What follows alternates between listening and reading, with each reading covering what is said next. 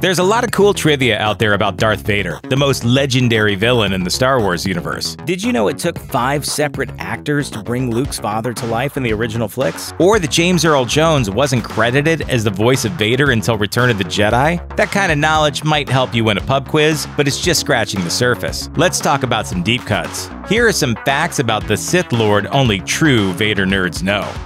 Darth Ubiquitous.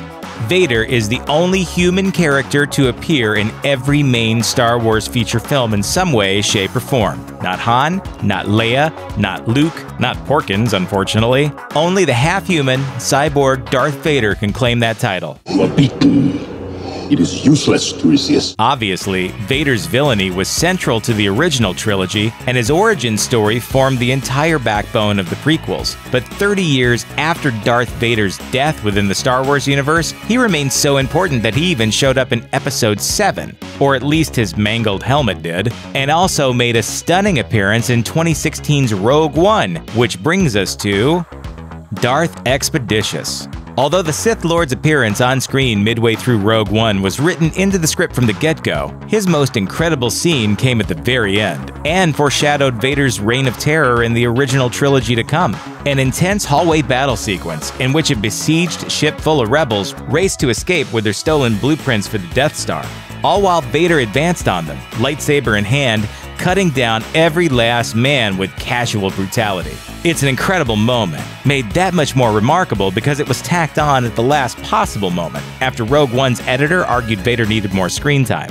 Director Gareth Edwards said editor Jabus Olson thought one more badass moment was called for. But Olson's timing was awful. The film was about 4 months from release. Ultimately, the sequence was shot in 3 days, an incredible feat since it ended up being among the best and most memorable scenes in the entire film.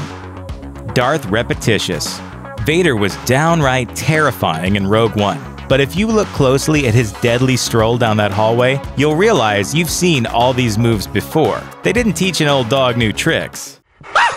Thy will be done, Lord Vader. He deflects laser blasts, uses the Force to lift and choke, as well as disarm, and there's of course the lightsaber hacking and slashing we all know and love. While it might have been tempting to give the old-school Vader a new trick or two, according to director Gareth Edwards, keeping his deadly skill set familiar was the golden rule. Everything you sort of see him doing down that corridor is pretty much something from the previous films. Which is why Vader wasn't breakdance fighting or shooting fireballs from his hands. Good call. Darth Minimus.